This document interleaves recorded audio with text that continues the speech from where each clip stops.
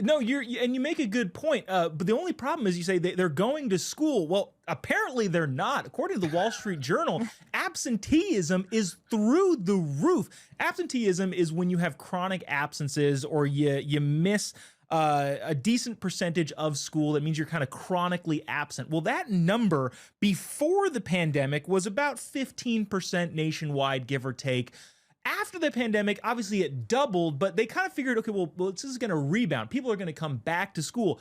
That never happened. That number really didn't fall to the level that it was pre-pandemic. In other words, kids aren't going to school. The schools are continuing to get the money that they would get otherwise if the kids did go to school, and none of the kids can read, especially in these horrible school districts like the Chicago school district. Kristen, I guess one, is it a good thing that some kids aren't going to their government schools considering what the government schools are teaching them? Or should kids that say, hey, we are going to be enrolled in government schools actually attend at the very least? Oh gosh, honestly, it depends on what's happening. But I looked into this, and it's not just, we think, oh, it's just poor families, parents not making their kids go to school. They're sitting home all day coloring. I don't know what they're doing at minimum.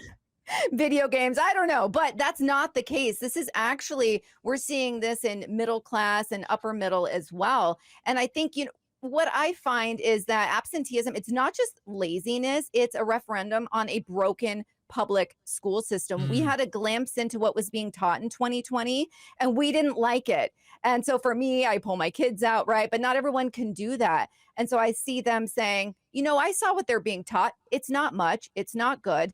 It's not going to kill us. Let's go to the beach for a few days instead of having you go to school. You'll probably learn more. Yeah, and again, I don't necessarily know how much I hate that. My problem is the tax dollars are still getting spent, and the teachers are still, the teachers' unions are still bribing their way to these unbelievably lavish pension funds, which, again, conversation for a different time. Bo, I don't want to put you on the spot here to be the arbitrator of what can and can't exist.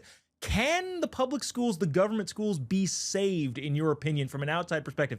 Or do we just have to scrap it all and figure out some other voucher system to charter schools or private schools? Can it be saved?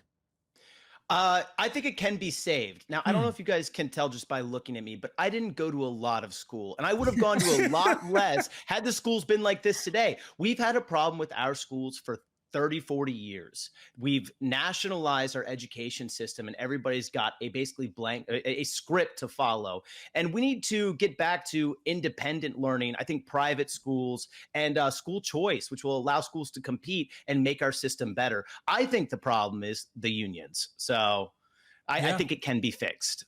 Good. Oh, hey, a touch of optimism. I, unfortunately, cynically do not think it can be fixed and need to burn the public school system, government school system to the ground. But, a touch of optimism. I like optimism. We appreciate that on this show. I agree. I just have to say, with the voucher system, with the shekel comes the shackle. And I just think it's really important because some people see it as freedom, but I see it as you still have the government asking you, what books are you buying with that? They can't be Christian, right? So there's so much that goes into that a lot of people, I don't accept vouchers for that reason. A lot of people that I homeschool with, they do, totally. But they have to prove to the government that what they're buying really fits within their parameters.